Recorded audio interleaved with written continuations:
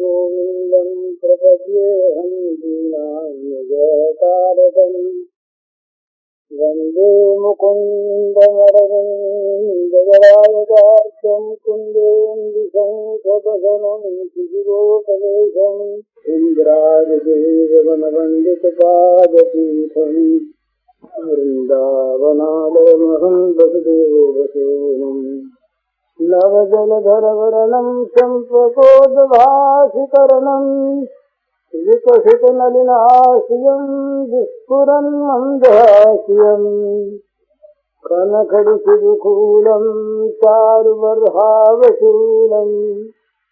कमपि निखिलसारं नौनिगोपीकुमारम् वंशीविभूषितकरान्नवनीयदाभात् पीताम्बराधरुणबिम्बफलाधरोष्ठात् पूर्णेन्दुसुन्दरमुखादरविन्दनेत्रात् कृष्णात् परं किमपि तत्त्वमहं न जाने ध्यानाभ्यासवशीकृतेर्मनसा तन्निर्गुणं निष्क्रियम् ज्योतिकिञ्चनयोगिनो यदि परं पश्यन्ति ते अस्माकं तु तदेव लोचनचमत्काराय भूयाचिरम् कालिन्दी पुलिनेषु यत्किमपि तन्नीलं मूढावति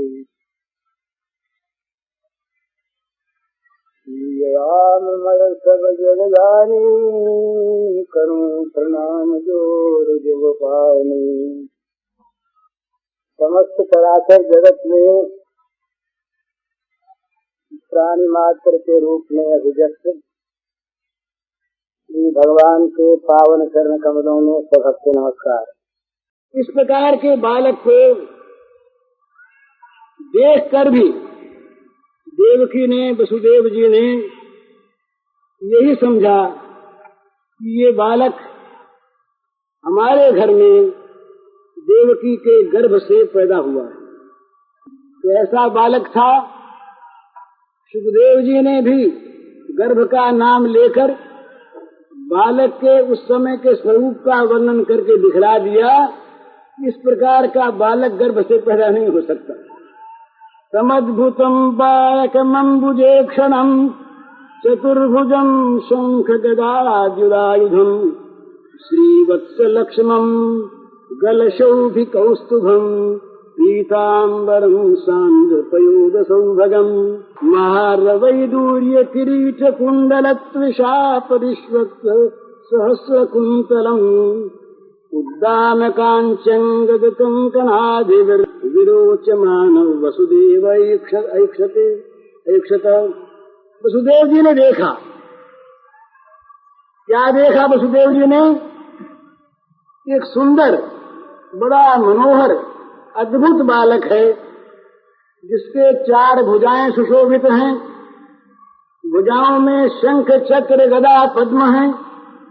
जिसके वक्षस्थल पर श्रीवत्स का चिन्ह है, जो पीताम्बर पहने हुए है, जिसके गले में कौस्तुभ मणि शोभायमान है, जो सजल जलद श्यामल सुंदर कांतिधारी हैं, जिनके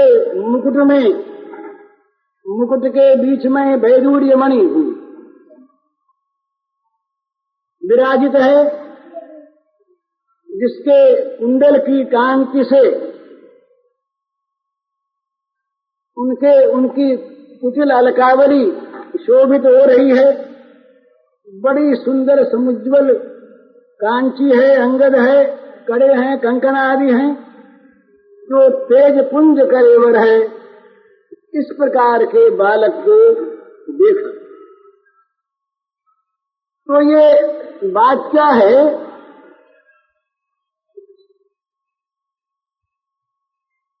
भगवान जिस रूप में जो भगवान को देखना चाहता है, जिस रूप में जो भगवान को प्राप्त करना चाहता है, जिस रूप में जो भगवान का चिंतन करता है, यद्यधिया चौरुगाय विभावयन्ति तत्तद्वपि प्रणय से सदनुग्रहाय।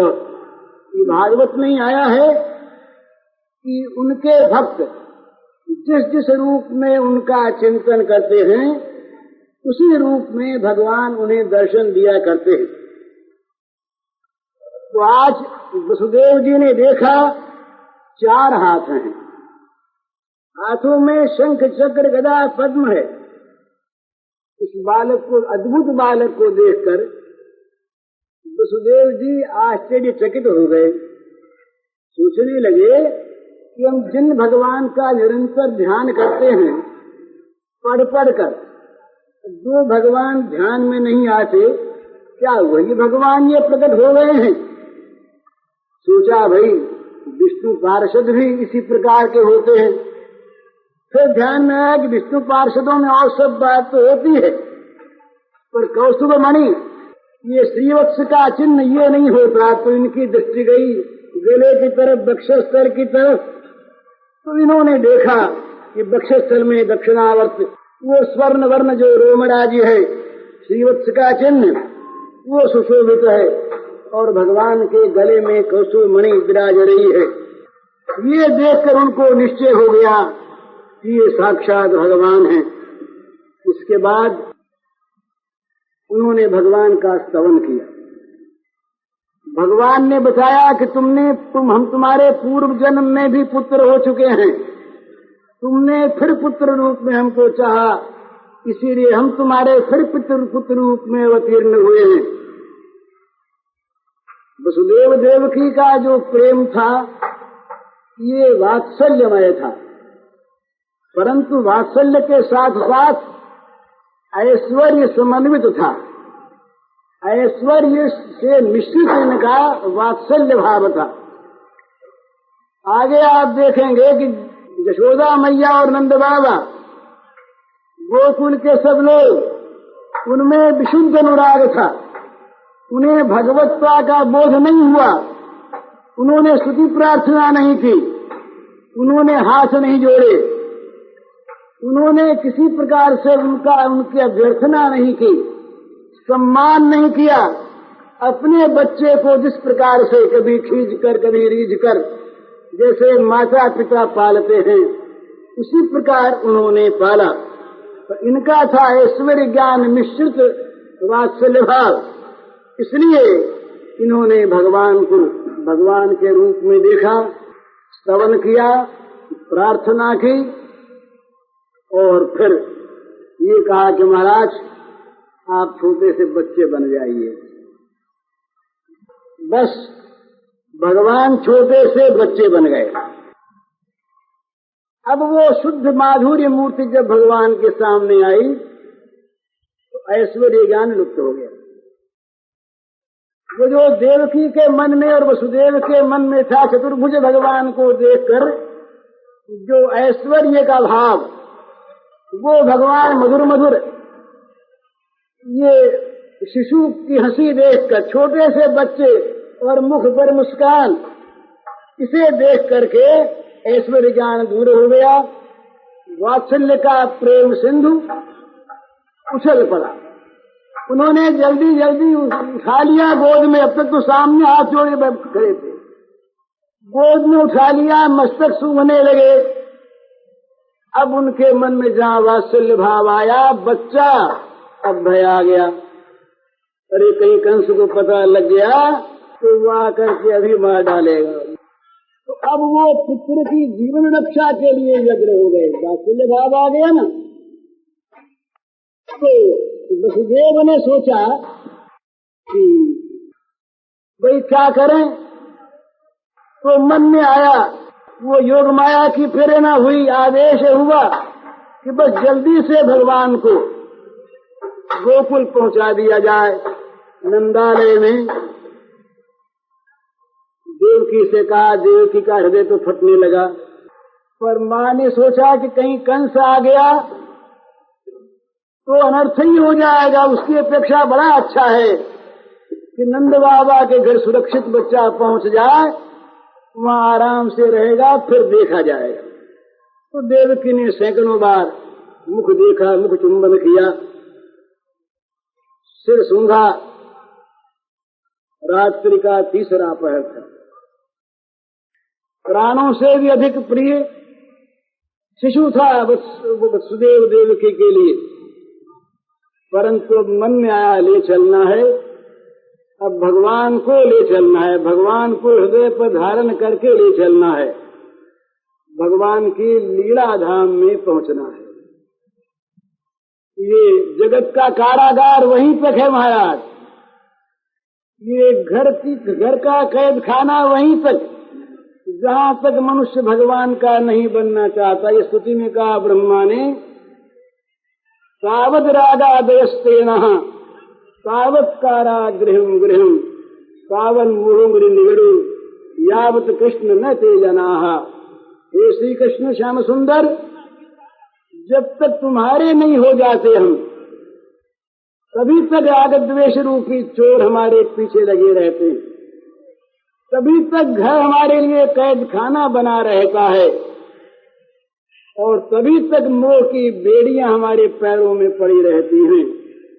जहां भगवान को अपने मन में हम लाए, जहां भगवान के बने, ये तमाम बेड़ियां कट जाती हैं, ये कैद खाना मिट जाता है, मंदिर बन जाता है फिर भगवान का। राग द्वेष रूपी चोर भाग जाते हैं। तो जहां श्री कृष्ण को ले जाने के लिए, भगवान के लीला धाम में पहुंचने के लिए उनके मन में बात आई, बस तत्काल हाथों की हथकड़ियां और पैरों की बेड़ियां खुल गईं, अपने आप खुल गईं। वसुदेव जी की हथकड़ी बेड़ी उसी समय खुल गई। अब भगवान की योग माया ने सारा काम किया, और अब देखा कि भाई जाए कैसे, तो किवाड़ खुल गए, और भगवान की योग माया शक्ति ने ये किया कि सारे केवल प्रहरियों की नहीं, मथुरा के समस्त मनुष्यों की जो सर्वेंद्रीय शक्तियां हैं वे सब विलुप्त हो गई। कोई जाग न जाए, किसी कोई जाग के देख ले, किसी को पता लग जाए, तो सभी सब के सब द्वार पर बाहर घरों में निस्तब्धता छा गई, सभी माया निद्रा से अभिभूत हो गए। ये माया भगवान की लीला क्या करती है, भगवान के अनुगत होकर काम करती है। तो वसुदेव को बस अब ये सुविधा मिल गया, वो नंदालय में जाने की इच्छा करते ही श्री कृष्ण की माया से सारे मथुरावासी मोहित हो गए। भगवान की माया जो काम करती है, जो बहिर्मुख जीव हैं उनका मोहन करती है, और भगवान के लीला संपादन का कार्य करती है। तो लीला शक्ति ने और माया शक्ति ने दोनों ने ही काम किया, सेवा की, शक्तियां सेवा करने के लिए। तो बस ये बाहर निकलने लगे, तो कहते हैं भाई ठीक बात, श्री कृष्ण को हृदय पर धारण करके जो आदमी चलना चाहता है उसके सारे बंधन अपने आप कट जाते हैं। बंधन काटने का प्रयास करने वाले तो निराश होते हैं। अपने उद्यम से, अपने पुरुषार्थ से, अपने बल से जो भवबंधन को काटना चाहते हैं वे तो बहुत अधिक रूप में निराश होते हैं, पर जो भगवान को हृदय पर धारण कर लेते हैं बस उनके बंधन अपने आप टूट जाते हैं। उनको बंधन काटने के लिए कोई प्रयत्न नहीं करना पड़ता। परंतु जिन्होंने श्री कृष्ण को हृदय में धारण नहीं किया, जो केवल भोगों को मन में रखे हुए हैं, वे लोग 1000 चेष्टा करें, लाख प्रयत्न करें, तो वे बंधन से मुक्त नहीं हो सकते। बस माया की वो सांकल उनके गले में पड़ी रहती है, उनके हाथ बंधे रहते हैं, उनके पैर बंधे रहते हैं, और काम क्रोधादि ये सब पहरा देते, वहां पर नहीं जाने देते। तो इसीलिए माया मुग्ध जीव अपने पुरुषार्थ से नहीं आगे बढ़ सकता। लेकिन वसुदेव जी की भांति जो श्री कृष्ण को हृदय में धारण करके ब्रज के पथ पर, ब्रज माने भगवान की लीला भूमि, भगवान के माधुर्य का नित्य निवास जहाँ पर है उसका नाम ब्रज है। ब्रज में भगवान के माधुर्य के अतिरिक्त और कुछ भी नहीं है, ऐसा जो है वही ब्रज है। तो इस ब्रज के पथ पर जो चल पड़ा भगवान को हृदय में धारण करके वसुदेव जी की भांति बिना चेष्टा के उसके माया मोह के सारे श्रृंखल टूट जाते हैं।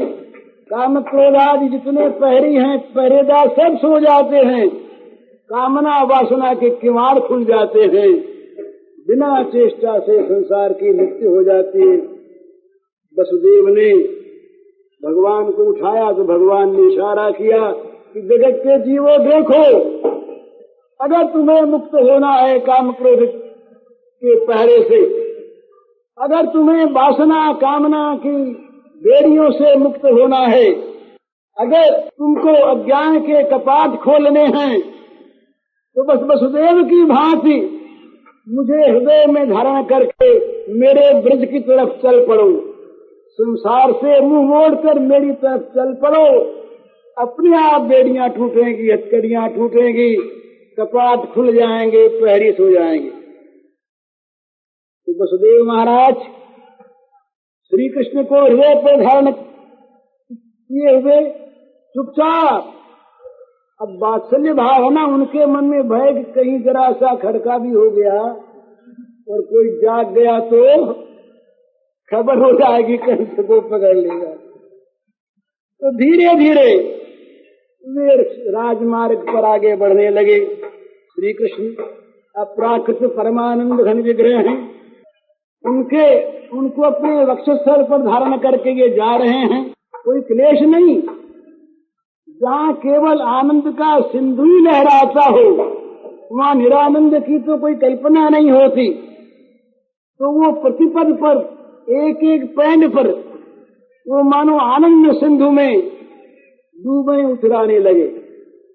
आनंद ही आनंद। बहिर्मुख जीव हम लोग अभिमान का बोझ लेकर संसार के मार्ग पर चलते हैं, इसलिए पद पद पर हमें दुख भोगना पड़ता है। हम कहते हैं बड़ी अशांति है, हमारा दुख जाता नहीं। चाहते हैं दुख मिट जाए, चाहते हैं अशांति मिट जाए, चाहते हैं सुख शांति हो जाए, पर क्या करें, होती नहीं। तो भगवान मानो वसुदेव के वक्षस्थल पर विराजित होकर कह रहे हैं कि देखो वसुदेव को, उसने मुझको हृदय में धारण किया और मेरी ओर चल पड़ा, तो बस सारा दुख, सारी अशांति, सारा मोह दूर हो गया, सारे दुखों का अवसान हो गया। तो वसुदेव का अनुकरण करो, वसुदेव की भांति हृदय में धारण करके मुझको तुम मेरी ओर चल पड़ो, तो अपने आप शांति, अपने आप सुख, अपने आप हो जाएगा सारा का सारा दुख का नाश। परंतु अगर अभिमान का बोझ लेकर, केवल भोग की कामना वासना को लेकर अगर तुम सुख की शांति की खोज में रहोगे तो कभी मिलने की नहीं है, मिलेगी नहीं है, नहीं होगी नहीं। तो वसुदेव जी महाराज ले चले। तो कहते हैं कि भगवान नित्य लीला विलासी, वो सारे प्रपंच में रहते हुए भी प्रपंच से सुदूर सुगुप्त अप्रपंच धाम में, जहाँ पर यहाँ के सूर्य चंद्रमा का प्रकाश नहीं होता, तद धाम परमम मम, वहाँ नित्य लीला विलासी रूप में रहते हैं। और वो आकर भी अब तक वात्सल्य प्रेमवती देवकी के हृदय में गुप्त रहे। इसके बाद अवतीर्ण हुए तो कंस के कारागार में, जहाँ लोहे के किवाड़ लगे पहरा दे रहे राक्षस, उसमें छिपे रहे तो कोई उनका दर्शन नहीं कर पाए। वसुदेव उनको लेकर कैद खाने से बाहर निकले, परंतु मथुरावासी सब के सब माया की नींद में सो गए, इसीलिए मायातीत धाम वस्तु का उनको दर्शन नहीं हुआ। वसुदेव जब भगवान को लेकर मथुरा के राजमार्ग पर आए, देवता जैसे बड़ी प्रतीक्षा में थे ना, गर्भस्तुति कर गए थे और एक एक पल देख रहे थे कब प्रकट होते हैं, कब प्रकट होते हैं। तो ये जब प्रकट हुए तो ब्रह्मा, शिव, इंद्र आदि समस्त देवता आकाश मार्ग में आकर वात्सल्य प्रेमवान भक्त के हृदय पर बैठे हुए भक्ताधीन भगवान की बालक मूर्ति का दर्शन करने लगे। अब वो भगवान की शैशव माधुरी, मुक्ति मुक्ति सिद्धि ऐश्वर्य गान तत्वानुसंधान कितना ही किसी के मन में रहे, इस माधुरी मूर्ति को देखकर वो सारे बह जाते हैं और मन में आता है यही मूर्ति हमारी गोद में आ जाए। तो इंद्रादि देवता असीम ऐश्वर्य और अनंत माधुरी के निकेतन श्री गोविंद का प्रेम नहीं चाहते, तो ऐश्वर्य के ग्राहक हैं बेचारे। देवता जो हैं ये ऐश्वर्य के ही ग्राहक हैं, तो अपने भावानुसार ही वो भगवान को भी देखते हैं। तो उनके मन में ये नहीं आया कि ये भगवान लीला बिहारी बालक हैं, परंतु जब उनके स्वरूप को देखा, उनका भी ऐश्वर्य ज्ञान विलुप्त होने लगा। अब उनके मन में भी ये आ गया कि ये बालक है। तो कहीं कोई पहरेदार जाग गया और कहीं किसी मथुरावासी को पता लग गया और कहीं उसने जाकर कंस से कह दिया, तो कंस आकर के न मालूम क्या करेगा। इंद्र ने भी ये सोचा, ब्रह्मा ने ये सोचा, तो भगवान के शैशव का जो माधुर्य था उससे जिस प्रकार मथुरावासी माया मुग्ध, उसी प्रकार इंद्र भी मुग्ध हो गए। इंद्र ने देखा कि क्या करें, ये तो चल तो रहे हैं, बड़े डरते हुए जा रहे हैं, कहीं कहीं किसी प्रकार शब्द न हो जाए। इंद्र ने सोचा कि एक काम करें, जरा वर्षा कर दें जोर की। इतनी वर्षा हो कि घर से बाहर कोई निकल ही न सके, तो सब अपने अपने घरों में घुसे रहेंगे और ये निर्विघ्न पहुंच जाएंगे, इनको तो कुछ होगा नहीं। तो इंद्र ने आज्ञा दी मेघों को कि भाई तुम लोग जाओ, श्याम सुंदर का रूप धारण करके जाओ, तुम्हारी मौज है आज तो तुम्हारी वर्ण को लेकर भगवान प्रकट हो रहे हैं। तो घन कृष्ण वर्ण मेघों को ये आज्ञा दी कि जाओ भाई मंद मंद गर्जन करो, और सौदामिनी से बिजली से कहा कि देखो तुम रास्ता दिखाती रहो, बीच बीच में चमक चमक कर मसाल का काम, लालटेन का काम करो। तो बस श्री कृष्ण को लेकर अंधेरे में अग्रसर हो रहे थे, आगे बढ़ रहे थे, तो बिजली अपना काम, बिजली ने सोचा कि आज तो निहाल हो गई। अरे श्री कृष्ण के भक्त को पथ दिखाना है, इससे बढ़ के बिजली के जीवन में कभी आज तक सौभाग्य नहीं हुआ। बिजली के अधिष्ठात्री देवता हैं, प्रसन्न हो गए कि आज तो अनंत काल में जो फल नहीं मिला हुआ आज मिल गया। बिजली चमक चमक कर, ऐसा नहीं कि कुछ चकाचौंध उत्पन्न कर दे, नई बिजली चमकी आज। हमेशा बिजली जब कौंधती है तो आंख में जरा झुलस जाती है, आज नहीं, बिजली प्यारी लगे, बिजली चमके, प्रकाश हो जाए पर आंख मुंदे नहीं। तो बिजली बीच बीच में चमक चमक कर और वसुदेव जी को पथ दिखाने लगी। और जहां भी देखेंगे यहाँ पर कुछ बस्ती है, घर है, वहीं पर जोर से वर्षा। जहाँ घर नहीं वहां तो वर्षा बंद हो जाए, और जहाँ देखेंगे आदमी कोई जाग जाएंगे तो कोई बाहर निकल जाए तो वहां घोर वर्षा आरंभ हो जाए। तो इस प्रकार से वर्षा होने लगी। तो शेष जी ने देखा, पहले से ही देख लिया कि भाई भीग जाएंगे श्याम सुंदर, तो छाया करो। ये जो संकर्षण है ये चतुर्व्यूह में भगवान की दूसरी मूर्ति है, और इनका जो दास्य भाव है अनाज सिद्ध है। ये हमेशा ही भगवान का दासत्व का पत्ता दिखाए हुए हैं। विविध रूपों में शय्यासन परिधान पादुका छत्र चामरैहि किम ना भूत से कृष्ण से मूर्ति भेद मूर्तिषु। कभी ये भगवान की सेज बन जाते हैं, बिछौना बन जाते हैं, कभी आसन बन जाते हैं, कभी कपड़े बन जाते हैं, कभी पादुका बन जाते हैं, कभी छत्र बन जाते हैं, और कभी चंवर बन करके ढूंढने लगते हैं, यूं हिलने लगते हैं। तो यह निरंतर अखिलसामृत मूर्ति श्याम सुंदर की सेवा में लगे रहने वाले शेष भगवान ने देखा कि मौका आज बड़ा सुंदर, तो अपने फलों को फैला लिया ऊपर आकर। वर्षा कितनी वर्ष शेष के फलों को भेद करके एक बूंद भी अंदर जाए, ये तो संभावना नहीं। तो ये अपना फलों को फैलाए, साथ साथ चलने लगे। वसुदेव जी को ये पता नहीं कि शेष चल रहे हैं। सोचा कि इनको पता लग जाएगा तो इससे डर जाएंगे कि बच्चे पर सांप कहां से आ गया। तो इनको पता नहीं लगने दिया वसुदेव जी को, और धीरे धीरे चलने लगे। बिजली मार्ग बसाने लगी, लेकिन वर्षा तो नहीं, लेकिन दूर से अंधेरा तो दिखा ना, बादल दिखे। तो मन ही मन में आया कि भाई बादल बस रहे हैं, क्या करें। तो कुछ भी हो, यमुना के निकट पहुंचे।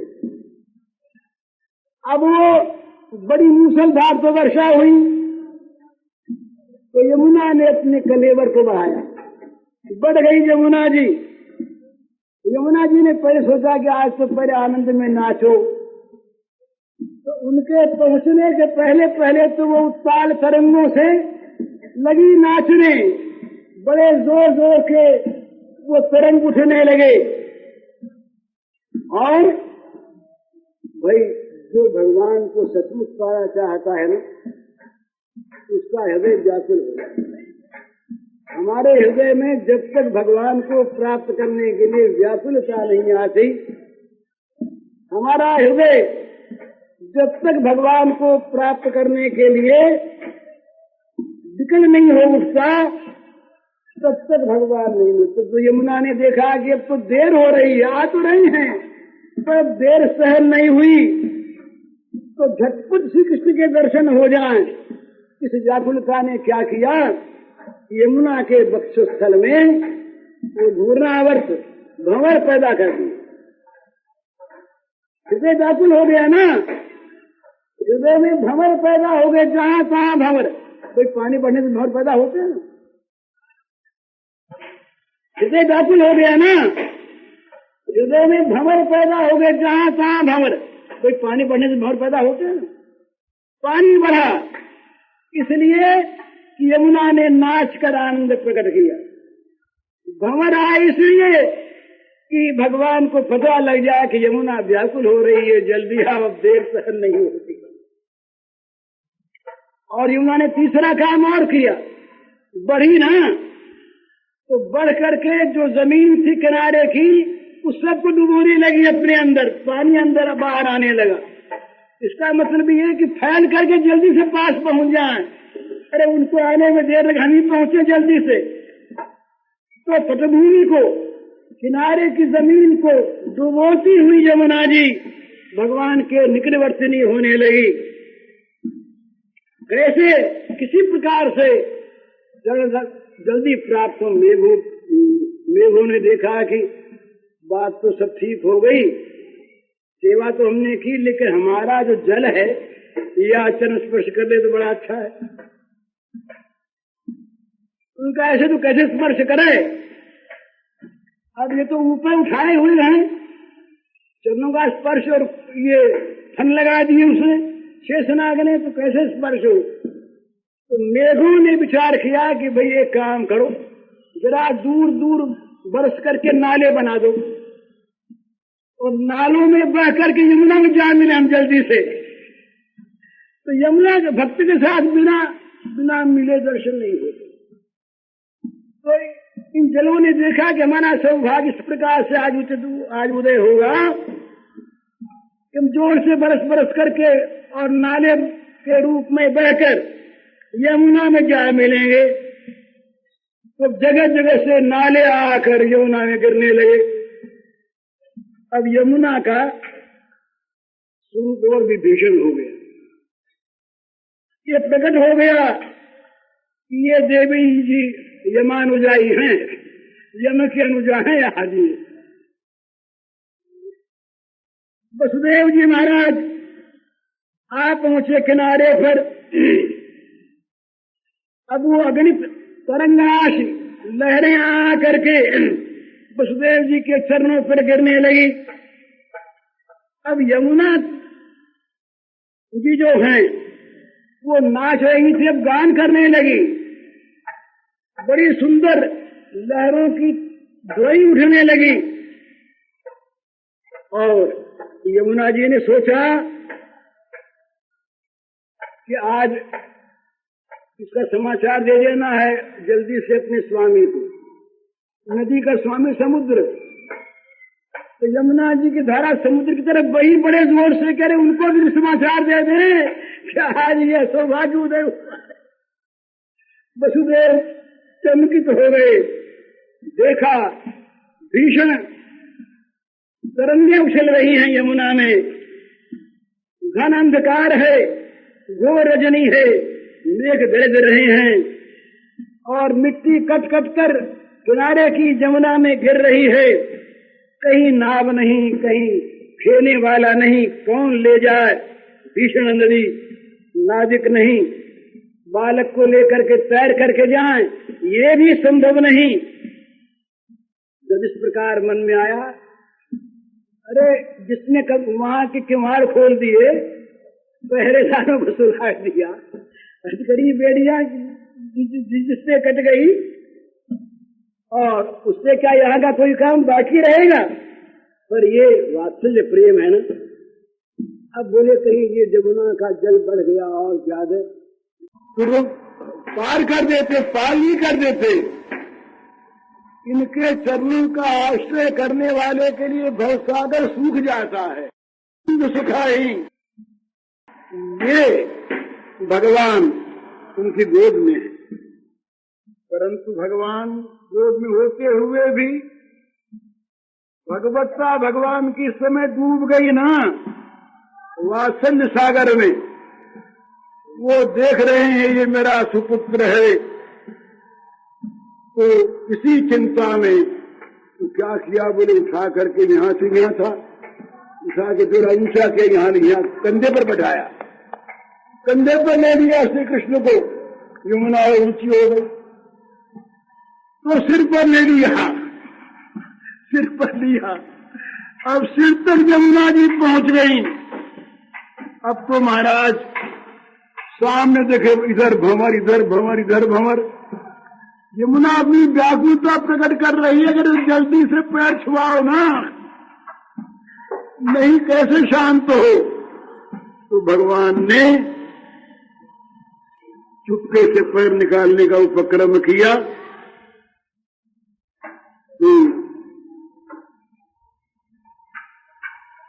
जहां भगवान का जरा सा पैर निकला, यमुना ने उछल करके छू लिया पैर। बस इतने में आगे पैर बढ़ाया उन्होंने, तो देखा कि पैर ये जल तो घुटने तो क्या गया, ये क्या हो गया। अब तक तो सिर से ऊंचा जल जा रहा था और अगले ही पैर में ये घुटने तक जल हो गया। क्या आश्चर्य हो गया, समझे नहीं। वसुदेव ने सोचा कि ये कोई बात नहीं, अरे मेरा ये भ्रम था, ऐसा ही कोई तरंग से ऊंचा जल आ गया होगा, जल बड़ा थोड़ा ही है, ये तो ऊंचा जल कोई लहर जोर की आई तो यहां तक आ गया। मैंने समझा यमुना बढ़ गई। उस समय ऐसा था कि इधर भी उतरी, उधर भी उतरी, अब उसको भूल गए। तो श्री कृष्ण के चरणों के स्पर्श की आशा से जो यमुना उत्ताल तरंगों से नृत्य कर रही थी और बढ़ी चली जा रही थी, भगवान का चरण स्पर्श पाते ही शांत हो गए। और यही ठीक है महाराज, जब तक भगवान का चरण स्पर्श नहीं होता तब तक अभिमान स्फीत होता चला जाता है, बड़ा चला जाता है। कहीं उसमें निश्चलता नहीं आती, शांति नहीं आती। वो तो तरंगों की भांति उछलता है जीवन। निश्चित विभ्रांता मोहजाल समावृता। लेकिन जब भगवान के चरणों का स्पर्श हो गया तो तरंगे थम गईं। वो स्रोत का जो आवेग था अवरुद्ध हो गया। यमुना शांत हो गई, निश्चल हो गई, निस्तरंग हो गई। यमुना का अगाध अतल पर वो दिखने लगा। वसुदेव जी बड़े मजे में आगे आगे बढ़ने लगे। तो कहते हैं कि भाई यमुना जी गंभीर तो बहुत थी, पर यमुना जी ने देखा कि अब की तो भगवान के लिए कुछ विशेष सेवा करनी है। त्रेता में राम ने समुद्र पर पुल बांधा था। रामावतार में भगवान ने सीता के उद्धार के लिए जा रहे थे, बीच में आ गया समुद्र। तो नदीपति ने अपने वक्षस्थल को दिया कि भाई हमारी छाती पर तुम पुल बांधो। अपनी छाती पर पुल बंधवाया और उस पार जाने के लिए मार्ग दे दिया। यमुना नदी ने सोचा कि हम भी तो समुद्र के ही घर वाली हैं, तो आज श्री कृष्ण को तो वहां तो राम को खुद पार होना था, तो आज तो श्री कृष्ण को लेकर ये भक्त जा रहे हैं और भक्त ब्रज में जाना चाहते हैं। तो यमुना ने सोचा कि आज पुल नहीं बनने दे रहा है।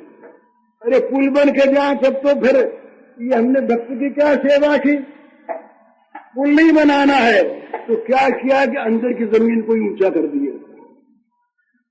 जो तल की जमीन थी ना वही ऊंची होकर के पुल बन गई।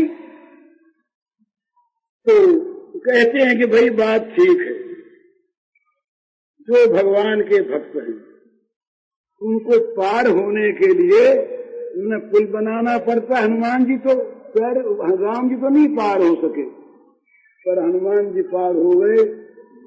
बिना पुल के ही गए वो हनुमान जी। तो जब पुल बंध रहा था राम जी का, तो नल नील बड़े ये इंजीनियर थे, बड़े भारी, ये सब जोड़ जोड़ कर ऐसा वर्णन आता। पर भक्तों ने देखा दूसरी थी, वो राम राम लिखते और डाल से पैर जाते। तो आगे भगवान राम से कहा कि महाराज बड़ा चमत्कार हो रहा है, आपके राम नाम को लिख करके डालते हैं पत्थर, और पत्थर जमीन उसमें डूबते नहीं पानी में। पत्थर तो डूब ही जाता है, पत्थर डूबते नहीं। वो भी ऐसी बात हमने तो चमत्कार कभी देखा ही होगा। राम जी बोले जरा हम भी देखें।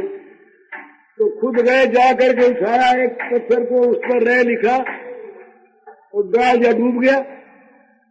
बोले तो डूब गया ना। अरे बोले महाराज जिसको आप हाथ से छोड़ दें वो तो डूबेगा ही बेचारा, वो तो डूबेगा ही, वो तरेगा कैसे। आपका नाम तार देता है, तो जिसको आप छोड़ देते हैं वो शायद डूबता है।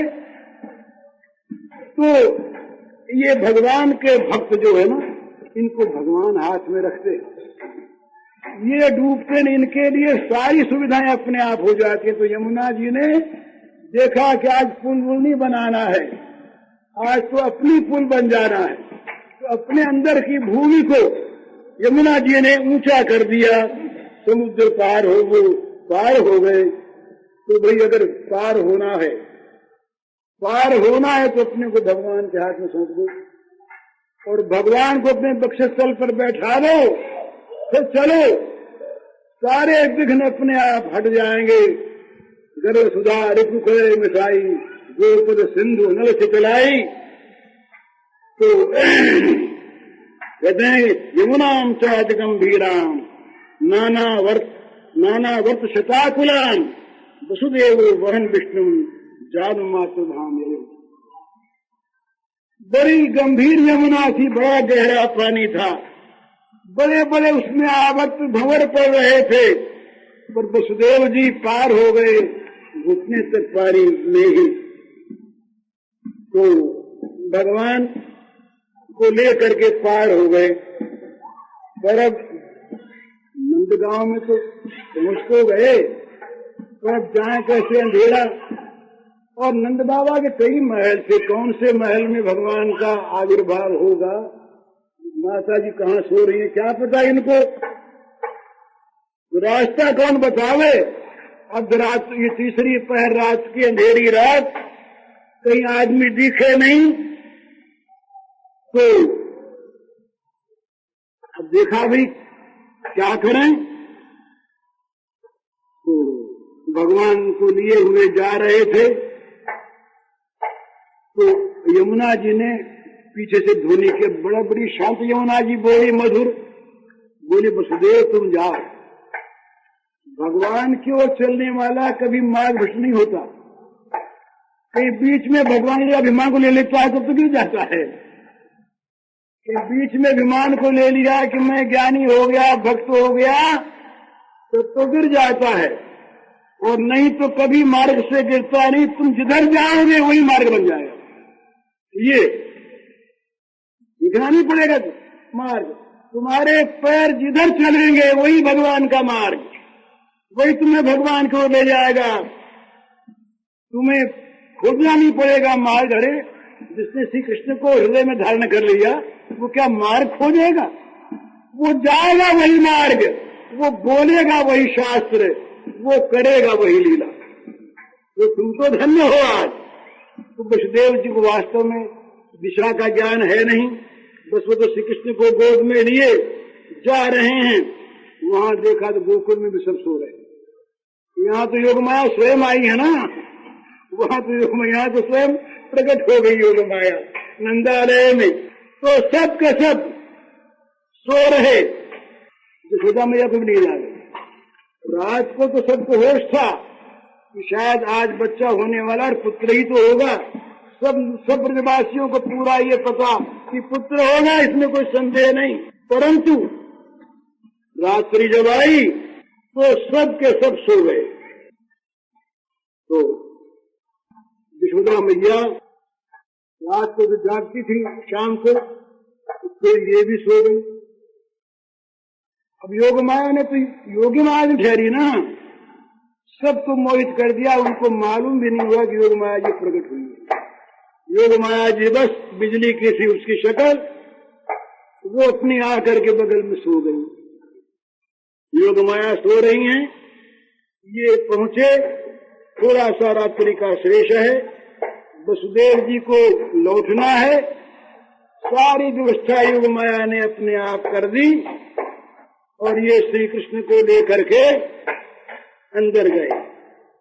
यहाँ भी किवाड़ सब खुले और जिधर पैर जाओ वही रास्ता, ही तो बात हो ही गई। तो सीधे हुए पहुंच गए अंतपुर में नंद बाबा के, और वहां देखा तो मैया तो सो रही है, एक विद्युत वर्णी, जिसका बिजली का सा वर्ण है, ऐसी एक बालिका लेट रही है। उसके अंग छटा से अंग की कांति से सारा सूतिकागार प्रसव गृह चमक रहा है, अंकित हो रहा है, मानो किसी की बाट देख रहा है। कोई आ रहा है, मानो किसी को बुलाने के लिए किवाड़ खुला रखा है और किसी की प्रतीक्षा करता हो। इस प्रकार से वो हो गया।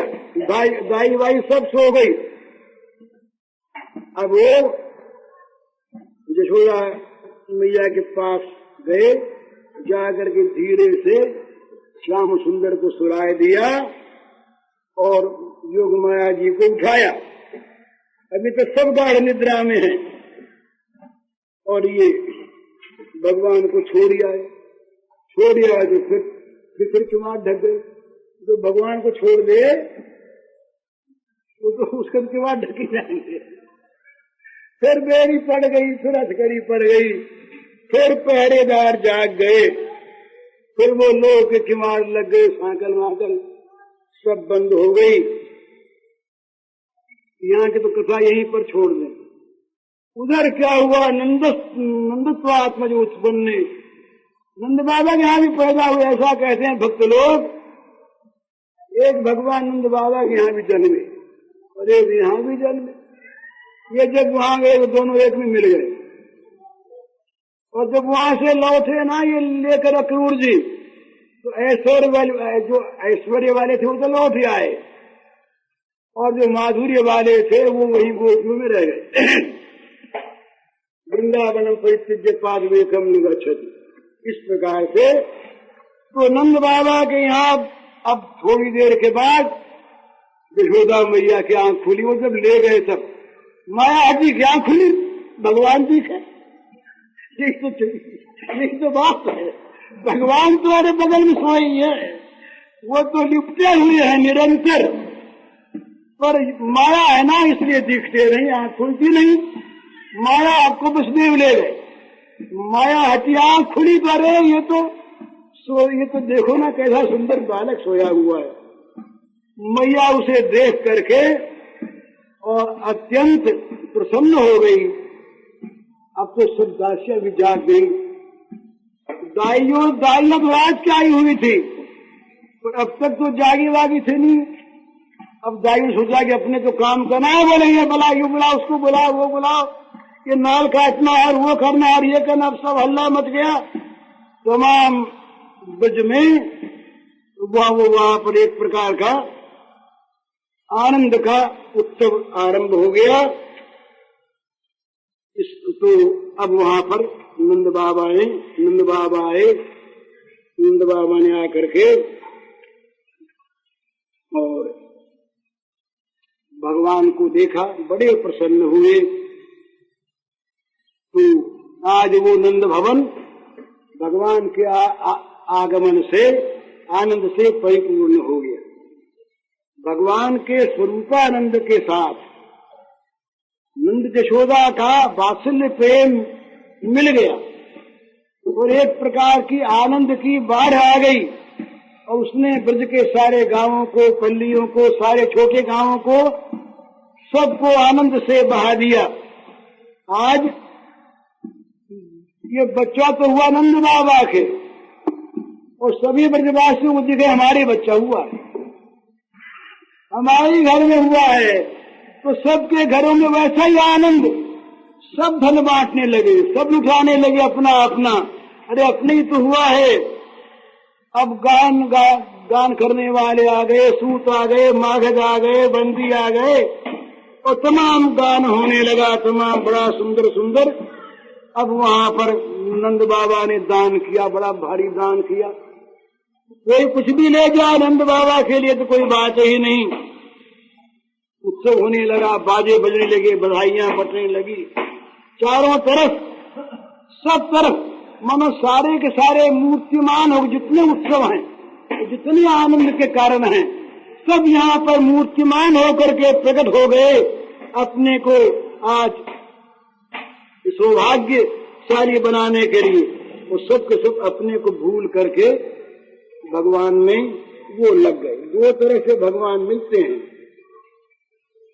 एक अपने को जो भूल जाता है उसको भगवान मिलते हैं, और एक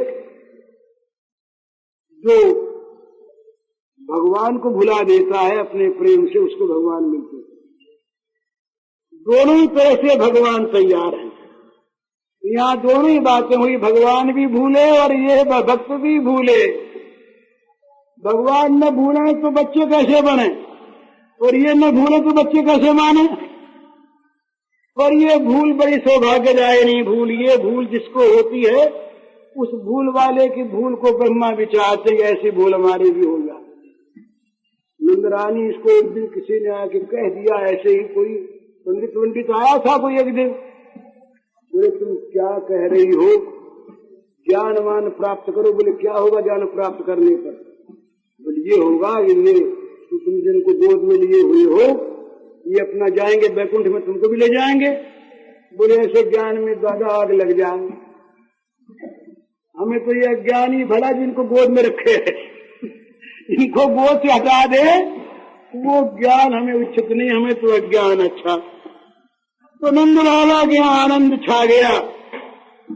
अब रात गया था ना, अब वहां जब आनंद आता है ना महाराज, तब ये अंदर का एक उच्छ्वास होता, नसें नाचती, नकली नाच में नसें नहीं नाचती।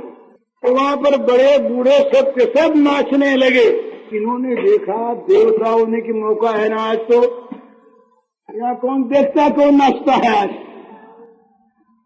तो ये सब ग्वालियों का वेश भर भर करके सब के सब शिव ब्रह्मा इंद्र सारे के सारे आ गए। शिव नाचे, ब्रह्मा नाचे और नाचे इंद्र, गोकुल में ग्वाले नाचे पाकर के गोविंद। इस प्रकार नंद के मंदिर में आनंद का स्रोत बह चला। सब के सब गोप वो दही दूध ले करके हल्दी मिलाई हुई, तो केसर वेसर तो अब चली नकली, हल्दी मिला करके दही में और दूध मिलाकर कुमकुम मिलाया, उसमें कुमकुम मिलाया, गोरोचन मिलाया और ले करके सब भर भर के हम लोग श्रृंगार किया। अब श्रृंगार करने में देर लगे तो बोले चलो ऐसे ही आ गई सही। अरे बोले हमने नहीं किया तो कोई बात नहीं, वहां तो सारा श्रृंगार ही श्रृंगार है।